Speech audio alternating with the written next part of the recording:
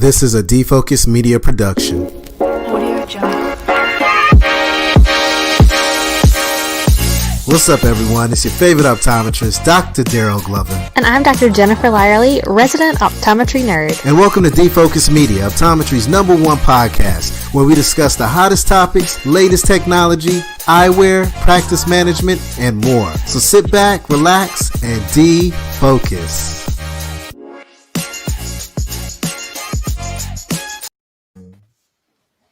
Hey, everybody. We're so excited to have you joining in with us tonight because we are doing something a little bit different, a little bit unique. We're not talking about the science or the theory. We're talking about real world, in the trenches practicing with 4 totally different perspectives from doctors across the country and even in Canada. So as always, we've got an interactive show on the live stream. So post your questions, post your comments. We want to get your feedback too, because this is not supposed to be a pretty discussion. We want to talk about the nitty and gritty and sometimes the not so fun aspects of treating dry eye so that we can all grow and improve our efficiencies and our patient outcomes, most importantly. Absolutely, Jen. And I'm super excited because we have our podcast family on with us this evening. We have Dr. Maria Sampoulos and Dr. Javier Cyan. These are 2 great individuals in the eye care industry that's highly respected, key opinion leaders, consultants, you name it. These guys are doing it all. So I'm super excited to hang out with you guys today and pick your brains as well, along with the lovely Dr. Jennifer Lyerly. So we can really put on our Opto Nerds hats today and just really dive in and have some fun. Before we jump into the conversation, I did want to give a shout out to Alcon, who has been so generous in supporting this conversation. If you guys want to learn more about some of their products, you can always head to sustaineylots.com. And I'm sure that's probably going to come up a little bit later on today when we're talking about some technology. But first off, I just want to you guys you know us, we kind of introduced ourselves and we've got our names at the bottom, but I don't know if you guys really know about our practices. So I'd love just to kind of go around in a circle and share a little bit about where do you practice? What kind of practice is it? How many patients do you see any day? Like, just paint the picture. Daryl, why don't you kick us off? Sure. Thank you, Jen. Well, I practice with my eye doctor. I always like to say we're the leader in eye care, the #1 outfit out there. But I practice in the Raleigh-Durham, North Carolina area, and it's full scope optometry. I see about 20 patients a day. It's glasses, contacts, medical base, dry eyes, glaucoma, OCT, visual field, you name it. We practice full scope optometry, and every day I love it.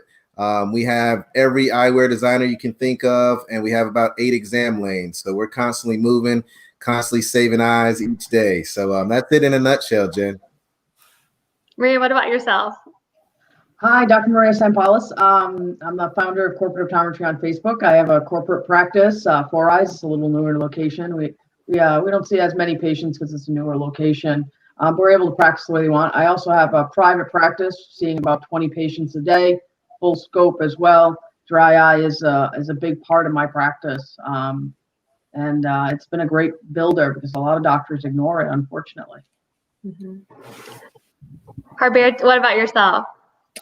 Hello, I'm Dr. Javier Cyan. Thank you guys for having me. As Jen mentioned, I'm practicing up in Vancouver, Canada, and I practice out of 2 different types of settings, actually. We have a sublease practice next door to Lens Crafters, and we have a private independent practice as well. So 2 different approaches to optometry. However, in the exam room, we try to keep it about as similar as we can, trying to practice full scope optometry across the board, prescribing to the scope that we're able to here. And dry eye is definitely something big that I've been spending more time doing over the last 12 to 18 months. Implementing it more in both practices, the sublease and the private practice. It's so interesting. Both you guys have both your independent practice and you also practice in more of a corporate setting. Do you feel like you practice differently between those offices? No, I practice the same. Mm-hmm. A lot of doctors feel that way as well. So it's not the 4 walls that you practice; it's the doctor that wants to do and the patients that you have. Yeah, 100%. Yeah, absolutely agree. The significant difference comes when the patient leaves the exam room and who you're handing them off to. but the recommendations within the exam room are 100% the same across the board. In fact, I do more dry eye in the sublease than I do in the private practice, just based on the patient demographic. So I believe that. I'm also in the Raleigh community, not that far from Daryl's office, but I'm in a independent practice.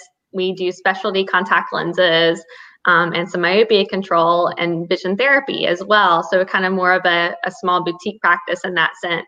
And then Daryl and I, we actually see probably a lot of the same community of patients where if they need a specialty contact lens, they're coming to me. If they're looking for a lot of eyewear, like a shopping warehouse, I'm like, oh, they have a big selection down there. So it makes a great referral source for each other too.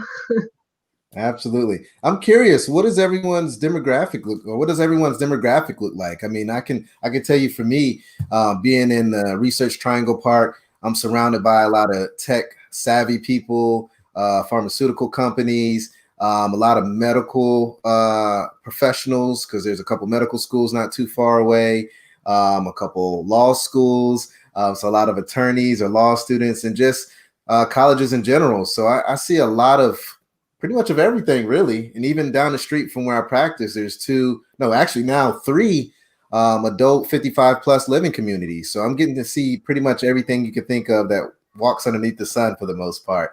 But I'm curious to know what demographic you guys serve in your practices. Yeah, so I live in Cranston, Rhode Island. The practices are in Cranston. In Rhode Island, the joke is that nobody leaves 20 minutes. So if it's 20-minute drive, they don't come, so there are colleges and things like that, but we see a few, not as many as we should for students. But we have a lot of 55 and older, and a lot of families and a lot of patients that are going to be long-term patients, because it seems like people that live in Rhode Island, they kind of don't leave Rhode Island. They stay. So we see a lot of families the area that I am, it seems like there's more Asian patients. It seems like that area of Cranston is more of the community of Asians. First off, I want to say hi to Dr. Sal Javraj. I just noticed that he said hello. If we're talking about dry eye, Sal's definitely a well-known figure, especially in Canada. So what's up, Sal? The question about demographics, our Abbotsford office, which is our sublease, is near a university there. We do see a fair number of university students, but again, like yourself, Daryl, it's really pretty much everything under the sun, from practically newborns up till 100-year-old. In our other practice, our independent practice, there are a lot of new residential developments, townhouses and things like that in the area. So we tend to get a lot of younger families, which we love. So I feel like on average there we're seeing people who are kind of in their 30s and 40s and they have kids 5 to 10 years old. That's pretty standard for us on a day-to-day basis. Fantastic. So I know, Maria, you mentioned when you were talking about your patients that dry eye is definitely important to what you do. I want to get a feel for you guys. How important is dry eye in your daily practice? Do you prioritize it? Do you only bring it up when a patient complains? And how do you go about diagnosing it in your office? I bring it up on every patient. Now with COVID, it is a great opportunity to start dry eye in your practice. A lot of digital eye strain, a lot of eye from computers as well, masks, things like that. That has been an issue. I'll explain some patients don't really know what it is. And I'll, bring up some signs and symptoms, and they'll be like, yeah, I have that. And then I'll explain to them, what type of dry eye they have, and what my recommendations are, and how there are different steps. It's not one solution for all the types of dry eye. So then I'll do a follow-up visit in a month, and I have the protocol set up in my office. And I've been doing it for a little while now. So for me, it's been easy. It's kind of like the next thing, like we prescribe glasses every day. It's kind of like you don't even think about it anymore. So a lot of doctors that I talk to, when we try to do the medical model in their practice, I say, you have this. You're able, just got to get a little bit of confidence and set up your own protocol. And it's easy to do. And you go to the next step. And then once you get comfortable, you figure out how to do your billing, and you see where your patient demographics and what they need in your practice. And then you can add technologies, add the next step to your practice. So there's a lot of things that I did and started small, and started with, just artificial tears, follow-up visits, and did billing, coding. Then I added anterior camera, pads in my office, hydrochloric acid for BLEF and things like that, small things, and started to grow my practice. And patients value that. They trust you. And that's also a way to kind of keep them in your practice too. Yeah. Jen, I'm a firm believer that every patient that walks through my door has a need for two things. Glasses, everyone gets glasses, and everyone gets dry eye treatment because the whole world has it. I don't care what anyone says. I mean, if you look at a digital device, you're going to get dry eyes. If you age, you're going to get dry eyes. If you do anything in this world, you need glasses, whether they're sunglasses outdoors, whether they're computer glasses in front of the computer. So for me, it's mandatory that we have that conversation in the exam room. And my technicians really start to tee that off prior to me even getting into the exam room with my patients.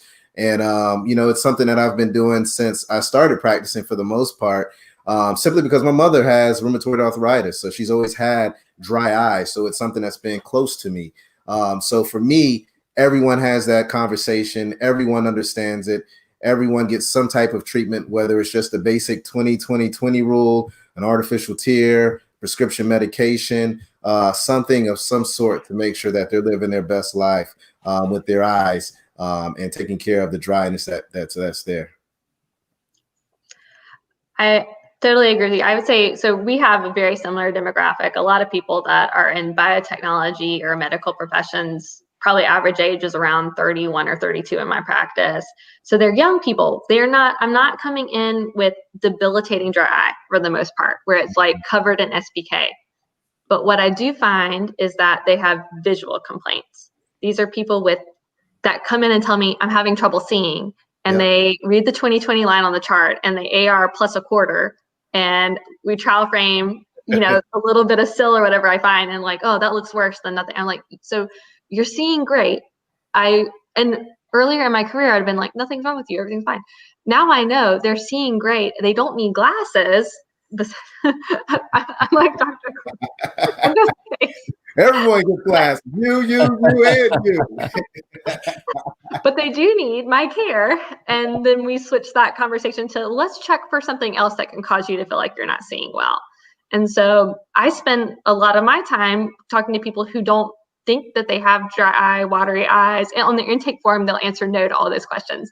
But they are coming in because they have blurry vision. Dry eye is a vision disease as well. And a lot of my blurry vision patients end up with a dry eye diagnosis. And something I love to do, I love that you brought that, the refraction state to it, is that whenever I'm doing a refraction, I always have my patients blink in between, going back and forth between 1 and 2. And then at the end of the refraction, I'm like, yeah, you got dry eyes. Every time you blinked, you could tell everything was sharper and clearer. And you're like, yeah, how about that, Dr. Glover? And then I jump right into it, so it makes a world of difference by just having that conversation, letting them know these little clues that could be potentially dry eyes, and just really building upon that as well. Dr. Sayan, how about yourself, man? Let's hear about it. Yeah. Well, one of the things that I learned right in the beginning, and I've heard over and over, I've had conversations with dry eye experts like Sal and Richard Maharaj and others up here in Canada who are big names. The number one thing, if we want to start super simple, the number one thing you can do is implement a dry eye questionnaire for every single patient that steps in the door. Every single one, whether you've seen them before or they're brand new to your office. We use one called the DEQ5, which is 5 questions. And it's fairly straightforward there. The way they word the questions can be a little bit confusing sometimes. So staff might need to step in just to kind of clarify things. But you just look at the score, you have a threshold number, whether it's 6 or 8 or whatever you want to set it at. And that is entered into the EMR by the staff. And so when I sit down with the patient, I look at that number right away. And just like you said, I think, Jen, you're saying is like, if somebody says, you ask them if they have dry eyes on the intake form, they'll say no. But they have watery eyes, or their eyes sting, or their vision fluctuates, or whatever it is. And these all, as we know, we're all related to dry eyes. And so we have that as just like the most simple, piece of proof to the patient. Like, you scored a 10 on this thing, which means, you're clearly suffering from something. And just starting from there, I feel like is the easiest way to start the conversation. But spending the time to have that conversation with the patient is extremely important. And I like to actually kind of go into what's causing the dry eye, the anatomy of it, the physiology of it. I like to show lots of photos or simulations on the computer, just so patients really get an understanding. Most of the time within that like 5-minute conversation, you'll see multiple like little light bulbs go off above their head about how like, oh, that makes so much sense with what I'm doing or how I'm feeling. And that's kind of the entry point into kind of talking about their dry eye treatment. I want to expand on that timeline. You said 5 minutes. I'm curious, Dr. Lyerly, Dr. Sampalis, how long do you actually take to just educate your patient about dry eye and then also the treatment? Because I found in my practice, this could be a short, straight to the point conversation, or it can actually be something that could take forever to get across to the patient. So I'm curious, like, how long is that conversation taking place? Because, everyone is always about, glasses, contacts, got to get them out. And they're afraid to incorporate that medical model because they feel like it's going to take too much time. So I would love to just get, an overall view of how long it actually takes you in your practice to have this conversation. So one of the things with me, I'm very to the point. What could be a good thing or bad thing, but I think with practice, it's good, right? So, I think you kind of you get into the same flow of explaining it all the time, and you get efficient in doing it. And I also have visuals in the office that show that, and my staff knows too. So, I can prescribe something, give them a pad and say follow up in a month. These are the drops I want you to take. This is why artificial tears are not going to be as helpful for you as these other drops. And then my staff is educated on it too. But within the medical model, it takes less time than a complete eye exam because it's problem-specific visits as well. And the staff is doing most of the workup. Like you said, the staff is doing it, Daryl, for you before you come in and you have it ready. And even the questionnaires are going to be helpful too to kind of get to the point. So these are all things that doctors can do in their practice and not take a lot of time away from the exam, not see the complete eye exam, sell glasses, because they need to do that for their practices, and because most of the patients need just routine care as well, but also focus on that instead of just saying, go to CVS and get artificial tears, right. And the patients continue to suffer. And then if they go to somewhere else for some reason, they're going to say, why did the other doctor not tell me this? So I think that's important too, for, patient retention and kind of, making yourself a little different than other practitioners in the area. Yeah, Jen, I'd love to get some feedback from you, and we have some questions that I'd love to pop up on the screen so we can answer those as well. So I mentioned earlier, like I talk. I feel like I talk a lot about dry eye, and my partner asked me the other day. She was like, "Jen, how many 5-minute eye exams do you think that you're seeing? We're trying to figure out if we can add more exams as we get to the end of the year." And I was like, 0. Every single person is like a 30-minute conversation. But I do have a few tips for people who feel like their dry eye conversation is going too long. One is find a quick and dirty diagnosis method. And so, Harvey, you mentioned the DEQ. For me, I really, really love a tear breakup time. I can put a drop in, quick and dirty with fluorescein, and I can get a dry eye measurement. That's a number that a patient can't argue with or question. It's like a straightforward 1 through 10 score, okay? And DEQ is the same way. So find a quick and dirty diagnosis measurement, and then don't talk about dry eye based on their symptoms at first. I found if you start talking to the patient about things before you ever evaluate them, you get more pushback. Wait until you've done your full assessment, check their vision, done this numerical score, and then say, we just found your problem. You have dry eye, and explain XXX. Give them 1 or 2 choices on treatment, and then out the door. And I found that if you present it that way and the patient knows they've been thoroughly examined before you tell them, even if you know already based on their intake form they have dry eye, if they feel like they've been examined first, they question you and have less discussion about it. I like it. Well, let's look at some of these questions we have. We have Dr. Sal asking, do you recommend blinking exercise for dry eyes? I think I could probably speak for everyone here saying that we all preach and practice the 20-20-20 rule for the most part. Yeah. Yes. I feel like that's a baseline. Like any of my treatments are still going to require you to blink. So every person needs to have that conversation and understand that, hey, I'm going to prescribe you something to make you better, but if you don't change your behavior, it's never going to work. So they know that they have a job to do if they want their dry eye to feel better. Absolutely. Absolutely. Here's another question that we have here from Dr. Carrie Ann. Are there any dry eye questionnaires that is electronic, one that you do not need to print? Well, I can chime in on that one. These days, obviously, we're trying to limit patient time in the office and is limiting, direct interaction with patients to prevent any transmission of virus. But so we have a online intake form that we've set up that we email to every patient. And what we did is we just tacked on those 5 questions at the bottom. So it doesn't look like an official questionnaire. It's just 5 more questions at the bottom of the intake form that we email them.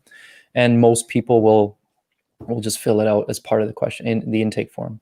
So that works well for us. It looks like Dr. Sal he says, I have a free online on my dry eye relief. Yeah, you got to check out Dr. Sal's app. Excellent. Pretty good. All right. And it looks like there's another response here from the lovely Dr. Melanie Denton. Looks like there's an OSDI app for Apple products. So check that out. And there's some other information out there as well. How about you, Dr. Sampalis? Yeah, everything's online with my EMR system. So same thing, it just added on. It's one of the questions that we ask. And, like I said, even if we screen on the phone, I make sure that my receptionist screen on the phone for what they're coming in for, whether it's routine or medical. And I know that's one of the things that a lot of doctors are concerned about is patients not knowing if it's vision care or medical. I think if you let the patients know ahead of time what they're there for and what plan is covered too, I think that's a big issue too with the medical model. So yeah, we screen on the phone as well and let them know. That's one point I think is important is patients understand that this is going through Blue Cross instead of a vision plan. This is a really good thing to talk about because how do you handle that in your office? Do you tell them at check-in before they ever see you, or what happens if during the exam you decide it needs to go medical? How does that conversation happen?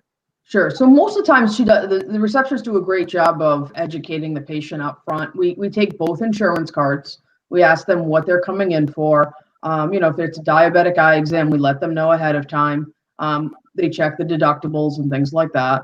We'll do the exam, and we'll say, today's visit, it goes by chief complaint. That's very important. So, if it is blurry vision and it's because of dry eye or because of cataracts, then it's a medical visit, and you have to educate your patients on that. I think it's once you train your patients in your office about that every year, there's no issue, there's no problem, because you are doing a more detailed, focused exam. Helping them. It takes more time than just a routine exam. But you're happy to do their routine exam once this problem's solved. You can do that. Or some doctors, what they do is that sometimes they'll do a routine exam and they'll follow up and treat for the dry eye or other issues. But most of the time, if it's by chief complaint, it can be done. And there are some billing and coding issues that doctors question about with the medical model. But I think once you kind of get through that, and your staff is educated and your patients understand, I think it's a win for everybody, for the practice and for the patient with understanding and communication. Yeah, same, Maria. I think you hit the nail on the head. And for me, it's one of those things where, I don't mind bringing a patient back to do a full-blown dry eye workup.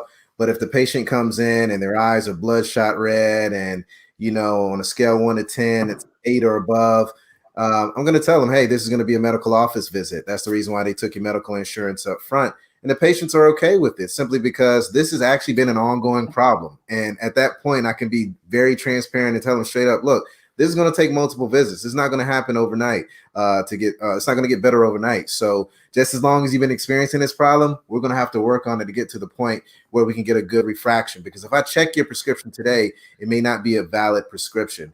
So, just having that conversation, having that dialogue in the exam room just makes it easier to have the patient accept that they're going to have to bill out medical that day. I'm not going to lie. There are some patients that are just like, I haven't met my deductible. I'm not trying to do that, this, that, and the third. I can't please everyone. And I don't try. I try to please everyone, but I can't make everyone happy. So I'll tell the patient straight up, like, look, this is what we need to be successful with the eyes. It's up to you to figure out if you want to move forward or not. And if they don't, I'll go through with the refraction. I'll prescribe from the chair in regards to whatever medication may be needed, or talk about environmental factors or blinking activities, things of that nature, and we move forward. But for the most part, a lot of my patients, they get it, they understand it, and it's because we've had that conversation at the front desk. We've collected both insurances, and patients are able to move forward. Yeah. What I found, because this high deductibles, this is a common issue, right? Like, it's not like their medical office visit is going to be a $20 copay. For most of these people, if you switch it to medical, they go from owing 15 to 115. Yeah. So if they are so dry, they have so much issue that I cannot get a good refraction, then obviously I explained to them during the exam, like, hey, we cannot do your glasses exam today. You couldn't see, as you saw. But if it's mild enough where it's like in the process of me, doing the slit lamp exam, I can tell, oh, you also have dry eye.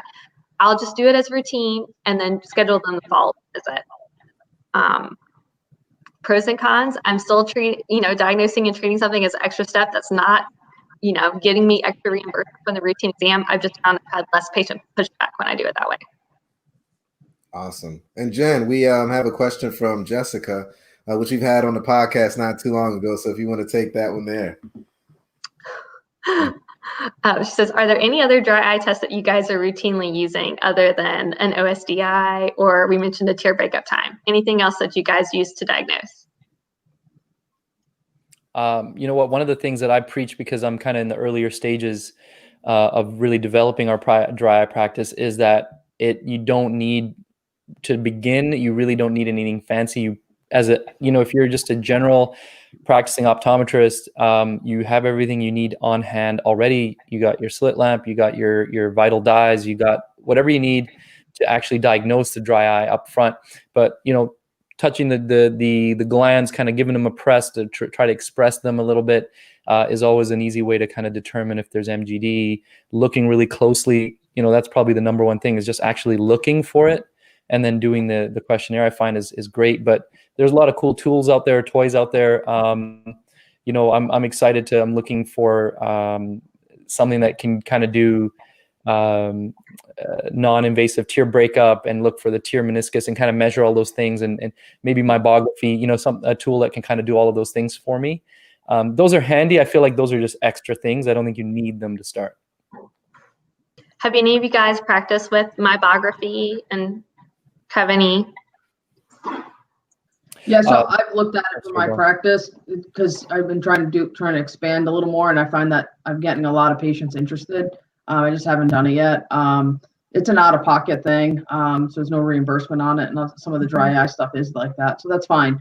But right now, there's other things I want to add to my practice that I can increase revenue from insurance standpoint, with AMD and things like that. So right now I'm on hold on that. But I did do something simple of a software. It's kind of like AI for anterior seg, and it kind of just like get that patient that comes back, says they didn't get any better from what the treatments you gave them. You could say, well, this is what we found last time, because you can do your testing and you notice the patient says everything's, you're noticing things are better, but patient's like it's not.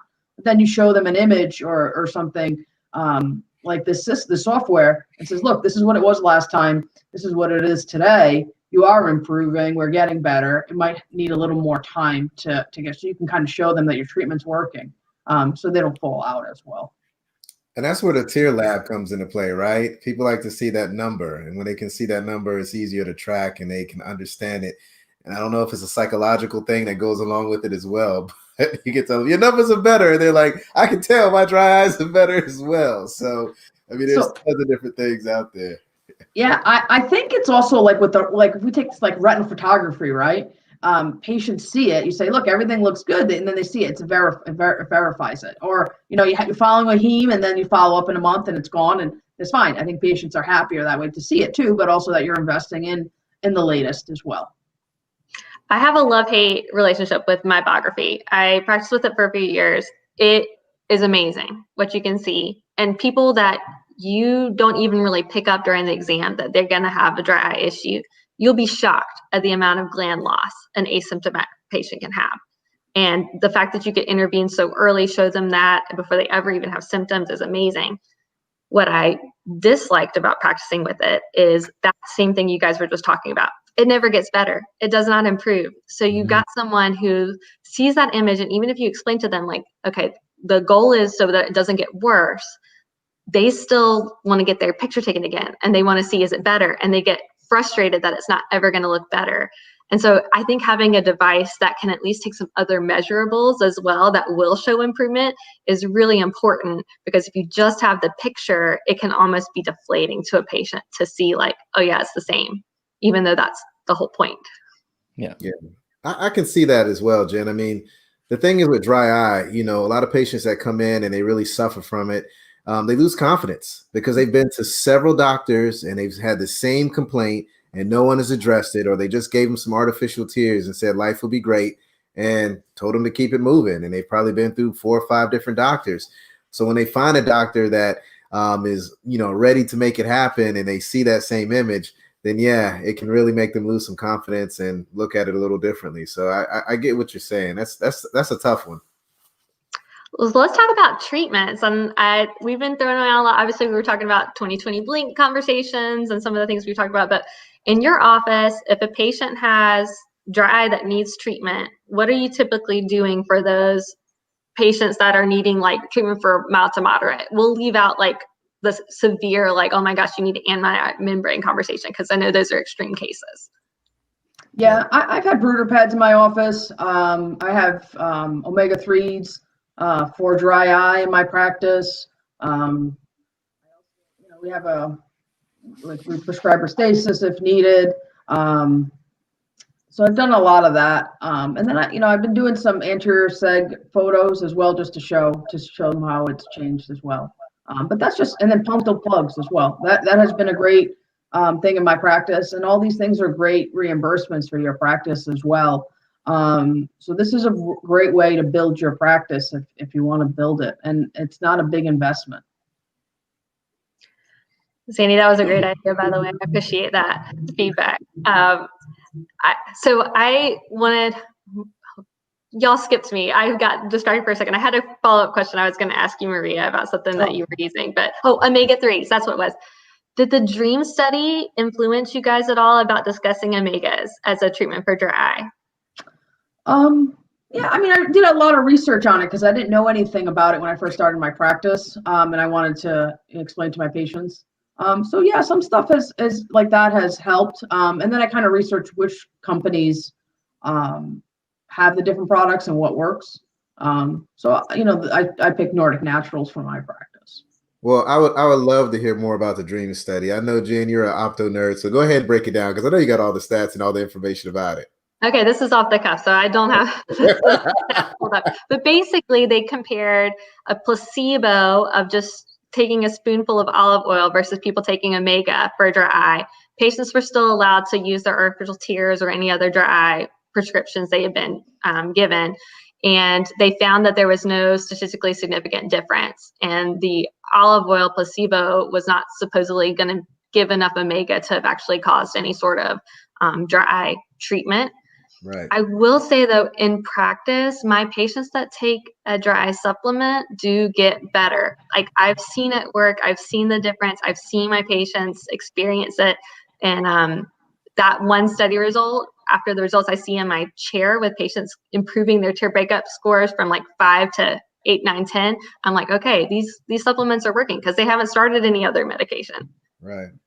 Wasn't there, I mean, maybe the little bit of pushback that maybe the olive oil potentially could have had some kind of an impact actually, so maybe it's not the right placebo to use. But at the same time, I mean, there's this sort of existential argument about like, if it's a placebo and it works, so who cares? Just give Everybody it anyway, got better, so hey, right? If fabulous. people are getting better, then so you're not, if you're helping and not hurting, placebo or not, I mean, I think it's worth giving. It has not stopped me from recommending omegas. It's always on my list of things that I recommend. And I have a little prescription pad that I designed, just whatever made online. And I rip it off like an actual prescription. And I, write things down and circle it, and omega's on there, just like printed on, and I just check it off every time. I actually try to make recommendations for specific amounts of like EPA that they should be taking versus the number of omegas that you should be taking, because we all know that there's going to be variations in quality and content. So I'll say, you know what, don't just look at how much omega is in one capsule or one teaspoon, look at how much EPA is in there. and then try to use that as a target of how much you should be taking in a day. But definitely always on my list. Fantastic. Yeah, when I'm recommending anything, I took a page out of Dr. Lyerly's book where I'll just pull up the image on my computer and let them take a picture of it because I know they'll never lose that image and just be able to run with it. And plus, my handwriting is horrible. I don't want anyone to try to have to read that, so it's just easier to move forward that way. Well, the with the RX pad thing, it's already printed on there. I'm just checking stuff off and circling it. And it makes it a bit more, I've just found this from my experience with it, it just makes it a bit more official. And so when I hand them that and I say, okay, now when you go up to the front, the staff will fill this for you essentially. Fantastic. And so the goal is to not, for them to not leave and buy it at the drugstore, is to buy it, not just, I don't want to go too far into this, but like, obviously it's the bottom line is better when they buy it from us, but it's really because the compliance is higher and I know what they're getting, actually, which product they're using. So I know that the treatment is going to be better. Ultimately, it's better for the patient. So I think that works pretty well. I say let's go far with it, man. That's what we're here. We're talking about real world stuff, man. Let's hear it. What else do you have, Dr. Javier? Let's hear it, man. Yeah, what else is on your tear sheet? Yeah. All right. There's 5 or 6 things. Like, number one is remove all your makeup, kind of giving you an order of things that you should be doing. Remove your makeup, the warm compresses, and I got little sections on how many times in a day or for how many minutes. Lid scrubs or lid hygiene, and I'll make a note of how many times in a day and which specific product I'd like them to use. Eye drops, so I'll circle artificial tears or whatever, and then I'll write the specific name of the drop, because as we know, for different types of dry eye, we're going to recommend different types of eye drops. And we carry, I don't know, at least 6 or 8 different types of drops. And I'll be honest with you, if I was me from a year ago was listening to me right now, me from a year ago would be like intimidated, like 6 or 8 eye drops, I got to carry that many different types. But we started with 1, and then we had 2 or 3, then we had 4 or 5, and we just kept slowly adding it. I think Maria was saying start small, and that's been huge. And now I love it because patients love when I can be very specific and say, for the type of dry eye that you have, the severity of that you're dealing with, here is the specific drop that's going to help you the most. And I'll write the name down. And I used to do what you're doing, Daryl, where I'd say, here's a picture, or take a picture of the screen. And then at least I thought, well, when they go to the drugstore, they'll buy the right one. But there's no guarantee they'll even make it to the drugstore. So very true. Buy it from us today, and we know your compliance will be higher. Yeah. Daryl, I'm actually in the process of making a tear sheet right now at my office. So I am switching gears to what Javier is doing too. Well, I let Jen do it first, and then I take it after. So I'm looking forward to seeing that sheet, Jen. I made it on Canva. So Canva's great for all these different things. But I'm more than happy, anybody who's watching or any of you guys, if you want it, I'll send it to you, right? And I'll show you what it looks like. If I can send you somehow the raw, thing that you can edit yourself, I'm happy to send it. Or send me your logo. I'll just switch out the logo from mine on the top to yours, and I'll send it back to you. And you'll send them a bill, right? With the bill. So we're going to talk about in-office treatments coming up next, but first we're going to take a short commercial break from our sponsor and watch this awesome smooth transition. Okay. The Systane iLux system is a device designed to treat patients with meibomian gland dysfunction, or MGD. It is the leading cause of dry eye. Dry eye is caused by deficiencies in the quantity and quality of meibum or other tear components within the tear film. Around 30 million people are estimated in the United States to suffer from dry eye symptoms. According to a study, 86% of dry eye sufferers are reported to have clinical signs of meibomian gland dysfunction. Healthy meibomian glands produce clear and liquid meibum. Dysfunctional glands produce meibum that is either cloudy or thick and paste-like. In some cases, the glands do not express any meibum when compressed. This may indicate fully blocked, capped, or damaged glands. The Systane iLux system allows eye care professionals to target dysfunctional glands and improve signs and symptoms of MGD using localized heat followed by compression therapy. To clear the glands, the eye care professional positions the Systane iLux device on the eyelid and applies light-based heat to melt the meibum. Compression of the lids after heat therapy allows the eye care professional to express the unhealthy meibum. When the blockage is cleared from the unhealthy glands, and/or clear, healthy meibum is seen on the lid margin. The procedure is complete.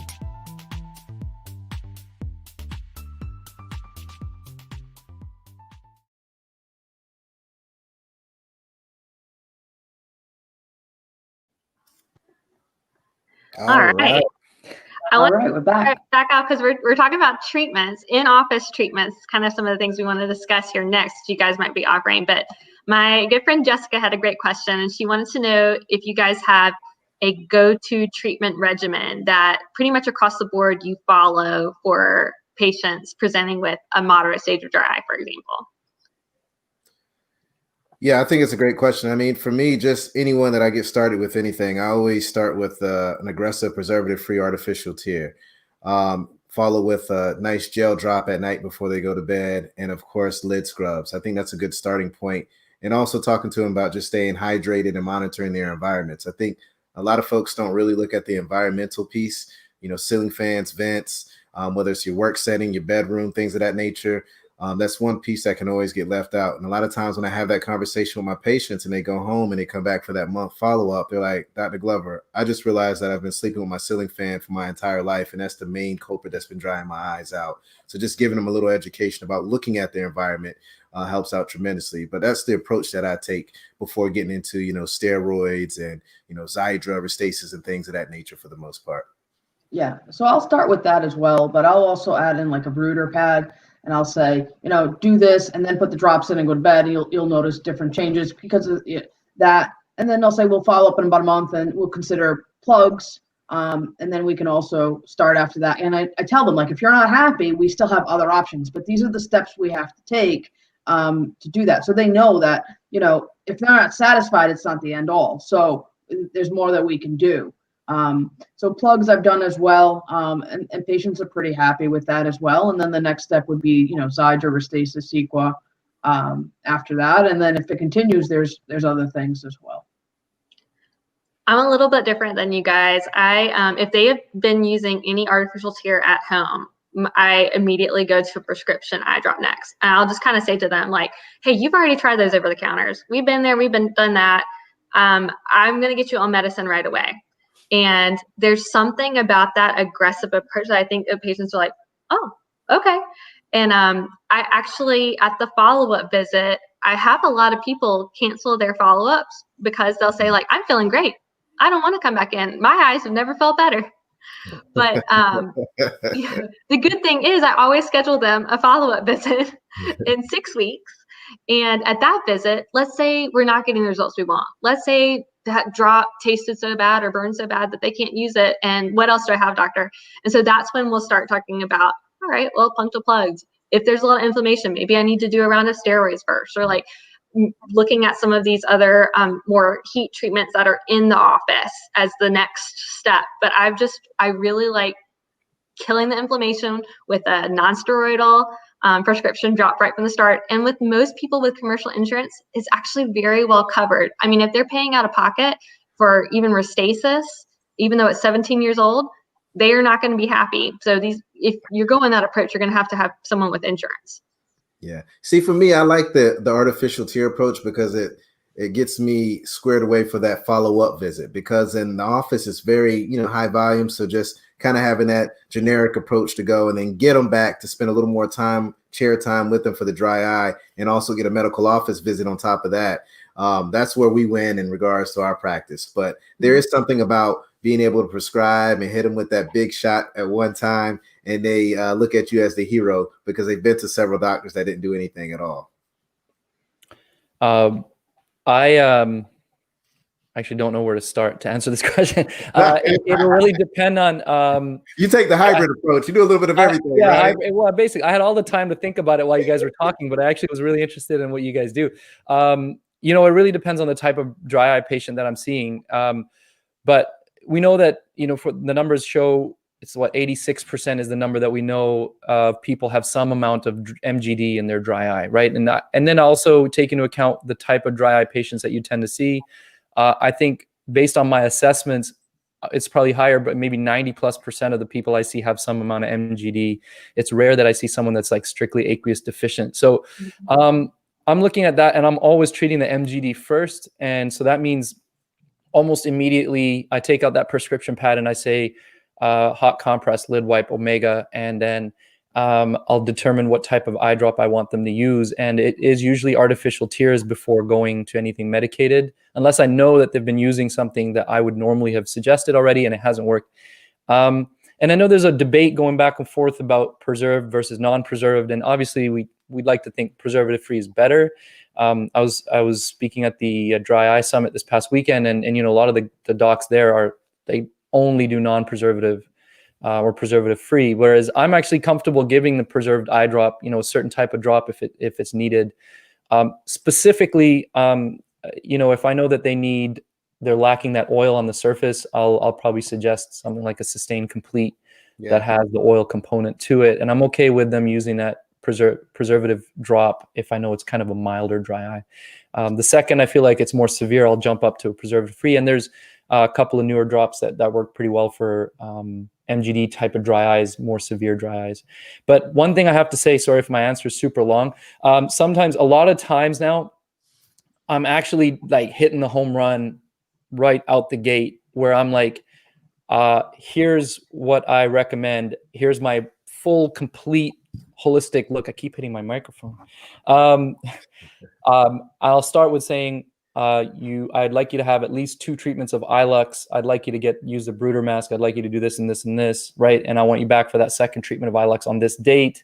And then we're going to have these follow-up plans, everything kind of planned out. So that's actually a conversation I have very frequently now, and that takes longer than the 5 minutes, Daryl, but it's worth it, because I know I'm giving that patient this approach that they've never heard of before, and going to treat their dry eye in a way that they haven't had the opportunity to have it treated, and it doesn't hurt because it's better for the bottom line. So that extra 10 minutes in the office, in the exam room, turns into a lot more as far as revenue. Sure. We have a great question here from Dr. Sandy. Do you ever prescribe any videos to watch at home after the appointment to solidify the in-office explanation that you've created, or some other common treatment options? I mean, this is great, especially in the current world that we live in. We know everyone loves to use their cell phone, and they love to go to YouTube and see more information or learn more about it. Are you guys using any type of videos in your practice? Unfortunately, not at this point, no. I've done some blogs on my website and things like that, but I've not. That's a great idea. It's a good point. While we were playing that Sustain Ilux commercial, I checked my text messages, and it was from a videographer, and I'm planning to shoot video for this type of stuff. So it's definitely high on our priority list right now. I think it's an amazing idea. And I know earlier, Javier, you mentioned something about Ilux. We have a great question from Dr. Sal. I mean, how do you discuss this with your patients, and do you have any practice pearls or scripts that you can share with us? My answers are already really long, and I feel like this would be a super long one if I went through, but it's a pretty long spiel. I typed it up for my associate. Let me tell you this. You cannot talk longer than Jen or I. We both talk too much. So we're going to give someone else the platform to run their mouth. So run with it, man. It's all yours, baby. It's all yours. Well, I'll try and give you the super short version here, though. But like the other day or a couple weeks ago, because I was getting a lot of patients to sign up for the Ilux compared to my associates and my business partner, they were like, okay, you have to tell us like word for word what you say. So I literally word for word typed it up, and I cannot tell you how long that email was. I highly recommend, and I learned this from actually reaching out to colleagues and sitting down, having hour-long conversations with them about, please tell me exactly what you say. I'll tell you exactly what I say. You tell me where I need to change things around. And one thing I found is not necessarily what you say, how you say it is more important. So we're all doctors. We all know the medical side of it. We all know what's good for our patients, but positioning it, oh man, who did you guys have on your podcast who was like, it's about like connecting with that emotion of the patient, right? But how you position it. And so I used to say, okay, well, you could do the hot compress and so on. So if it doesn't work, you can come back and we can talk about the Ilux. People either wouldn't come back, or when they came back, they were just like not that motivated. So when I present it now, I present if I know they need it, like this is only if a patient really needs it, I'll say the ilex is the first line of treatment. Then these other things are going to be the maintenance. This is how we're going to start your treatment. And and that's how I position it. And I find that patients are much more receptive to it. Kind of like you're saying, Jen, kind of a bit more aggressive approach, but in the words that a patient will understand. So that's really great. I love that idea because heat treatments, I think, is such a unique opportunity where we're really targeting the significant cause of dry eye in most of our patients. But I feel like integrating in-office thermal treatment in your practice, one can be costly depending on the device you're using. And I think many doctors, if they have used it, may have been underwhelmed with the results. And so I think having the right wording to explain what's going to happen to the patient and what they should expect as their outcome. I say this because I practiced for several years with LipiFlow. And when we first brought LipiFlow into the office, our communication to our patients about what LipiFlow would do was not accurate in the actual results. And then, we learned later on, like, oh, it's not supposed to make you feel better. It's just supposed to not make things get worse. But we spent the first 6 months telling people we're going to make your dry eye better. And then all of our patients were coming back like, it feels no better. You lied to me. And that left a sour taste in people's mouths. So it's all about presenting the technology with what it can actually accomplish. How do you find that you present ilex, for example, to make patients feel like, oh yeah, I do see the value from this? So that's directly to me, Jen? Sure. Does anyone else have ilex in their practice right now? No, I don't, but I'm interested in learning more. Let's hear it. So it all starts actually before I talk about treatment. It starts with the education, and that's where I think it's super important. So I'm showing, actually similar to the images that were in that commercial there, advertisement there, about, because I don't have the technology to image the patient's glands, in the office, but I'll show these generic images. I find that they work just as well, or pretty close to just as well. I'll show, here's what these pores in your eyelids are supposed to look like, and here's the kind of liquid or fluid I'd like to see them creating, and here's the other image. Here's kind of more like what it looks like for you. Instead of a clear fluid oil, that's instead of it that coming out, it's more thick and creamy, and it's just not spreading over the surface of your eyes very well. Since we know that's the root cause of the problem in this specific case, then treating that is what's going to help you in the long term and reverse this situation that we have here. And there's different ways that we can approach that. One of them is an in-office treatment that we offer. And it's, I usually have it sitting on the desk, and I say it's just this little handheld thing. It gently compresses and heats the glands to open the pores up and melt the oil and get things kind of restarted. And then we do this stuff at home, the hot compress and things like that, to maintain that that reboot that we are doing in the office. Marie, have you considered a heat treatment coming into your office as something that you add to your practice, or? Yes, so I did have the ilex rep come in and show it to my practice, because as I'm growing my practice, I want to add, that's the next thing. And what I also asked for was, who else in this area has it? So nobody else has it right now in my area in Rhode Island. So, and then I asked, how far out are we? So, because it is a new technology, but it is also specialized. So that was how I looked at it as well. So it is something that I want to do in my practice, but right now with COVID, and right now I'm thinking we are going to have another shutdown, lockdown. I kind of wanted to wait a little bit on that, but I did have it. This rep came in, showed it to me, she did it on me. It doesn't hurt, and you could kind of feel it right away how the glands are expressed and into the tear film as well. And it's easy, so you can do it. And I guess if you get a good tech to train to do it, then they could do it as well. But it is how you present it too, because it is an out-of-pocket expense. So, but I think it's once you get through these steps and then you grow your practice, you kind of find out what's the next step. And for me, that is the next step, but also knowing who else doesn't have it in the area. So patients that really want it are going to come see me. And we, as optometrists, we all have websites, we all have social media. It's very easy to kind of get the word out now more than ever. That's great. You touched on something, and before we close out, I would really love to know. You had mentioned COVID, right? What are you going to do if we get shut down again? I mean, are you guys utilizing telehealth? Because I feel like telehealth is a big piece that you can utilize when it comes to dry eye treatment. Do you have any plans in motion or protocols in regards to how you're utilizing that technology with dry eye patients? Yeah, so that's a great point right there. So I have my EMR system does have that, but Eye Care Live is a good platform for that. And they originally came out with that for dry eye and contact lens follow-ups. But a lot of the new companies, like the software that I'm using for the dry eye for my practice as well, has a telemedicine component as well. And I think now with COVID, a lot of companies have a telemedicine component that's free to the doctors. So I think that's important too for the patients that kind of want to follow up. I think it's convenience too, and I think it's here to stay. And you got to be able to figure out how to incorporate it into your practice and continue to do that for patients that want convenience too.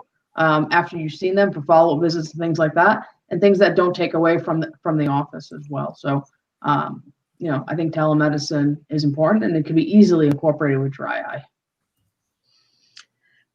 I think, if worse comes to shove, obviously, if we're shut down, we're going to do telemedicine. I have found that since our offices have been reopened, except for like a contact lens check with no complaints, and they just want to finalize the trial that I gave them. Okay, that's fine. But everything else, if you have a question or concern for the doctor, like, I'm not sure this drop is working,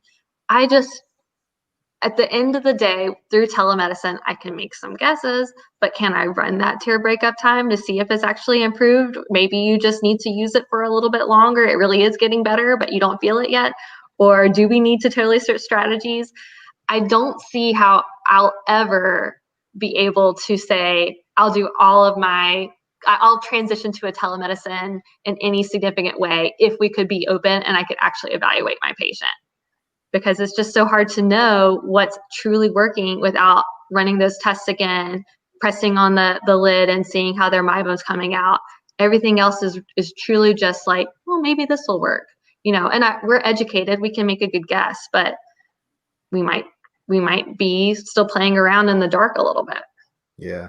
I mean, when I look at telehealth, I mean, I agree with everything that everyone's saying on this platform, right? I mean, and I'm not practicing it right now, but what I look at is, sometimes patients just want to talk, right? And sometimes just that conversation and that dialogue, it goes a long way. Patients love to just tell you what's going on, whether it's good or bad. And sometimes when you listen, that makes them feel better, So I could see it being used as that. But as far as being able to see that tear breakup time and some of the other stuff, I mean, there's some cool technology that's out there, and I'm pretty sure we'll see more apps that will be able to make that happen. I think we're not too far away from it, but it is difficult. You really have to pick your battles and figure out what's going to work the best for your practice and you as a physician. I think, Daryl, you hit the nail on your head about that one.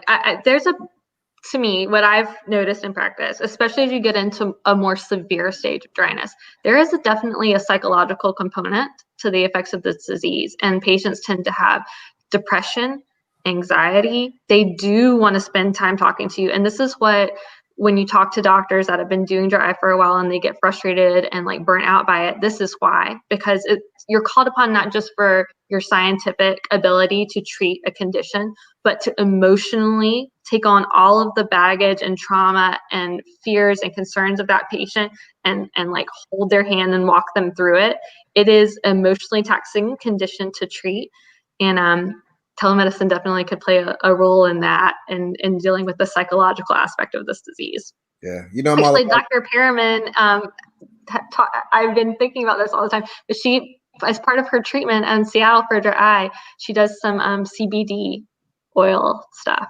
And so that might be, I would love to see a direction where we start dealing with that aspect of dry eye and the anxiety and the neurological component of it. Good old Pacific Northwest. Hey, we're always turning to that. I'll lead the charge. By the way, it's Steve Vargo, the name I was thinking about, but he was talking more about selling, right, and connecting with the patient. Can I chime in? Sorry, on something a little bit different. Just anybody who's, I know there's people out there. I recognize the names in the audience here who are pros and experienced in the dry eye realm and far beyond what I'm doing. But I also know that there's people out there who are kind of just starting out and want to kind of dabble or start to do more. You know, like I was saying, me from a year ago would be listening to me right now and being like, whoa, who's this guy? You know, and I have to say that a lot of what I'm doing and have learned to do has come from leaning on colleagues and reps. So whether you're, you know, getting something from Alcon or whether you're getting something from Allergan or whoever else it might be, everybody's got some kind of a program that's going to help you to kind of get on your feet and get things running. These companies, like for example, and I'll use Ilux as the example because I'm using it, but like LipiFlow and others, they all use consumables, right? So you use it once and you toss it.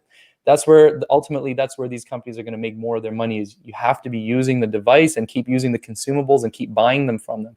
If you buy a device and it just sits and collects dust, it helps nobody. I mean, that initial sale, fine, but they want you to keep using it and keep selling it. So lean on your rep, and they usually will have a program. Sal mentioned it in the chat here. Alcon's got something called Deep Dry Eye Excellence Program, and I know other companies have their own versions, but they're there to help you get on your feet, help to set protocols, help to set fees, and understand all the different ways that you can start to get more people, feed more people into your dry eye practice. So don't be afraid. Don't be embarrassed. Just reach out and ask people. Call me, text me, message me, whatever, and I'm happy to give you my spiel and my, you know, whatever I say to patients to help you if that helps you get on your feet too.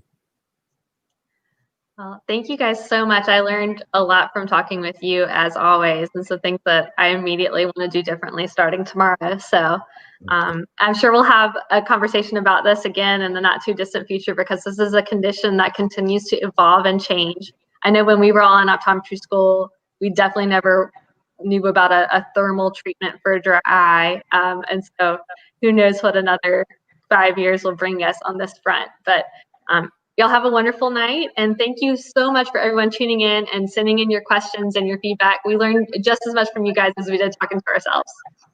Have a great one, everyone. See you next time. Bye. Bye. All right, colleagues, and it's a wrap. Thank you dearly for hanging out with the D-Focus Media team. We hope truly something resonated with you. And if it did, be sure to give us 5 stars. And make sure you follow us on all social media platforms. Facebook, Instagram, Twitter, LinkedIn, you named it. And our handle is at D-Focus Media on all platforms. And until next time, be sure to keep it 2020. And we look forward to seeing you on the next episode.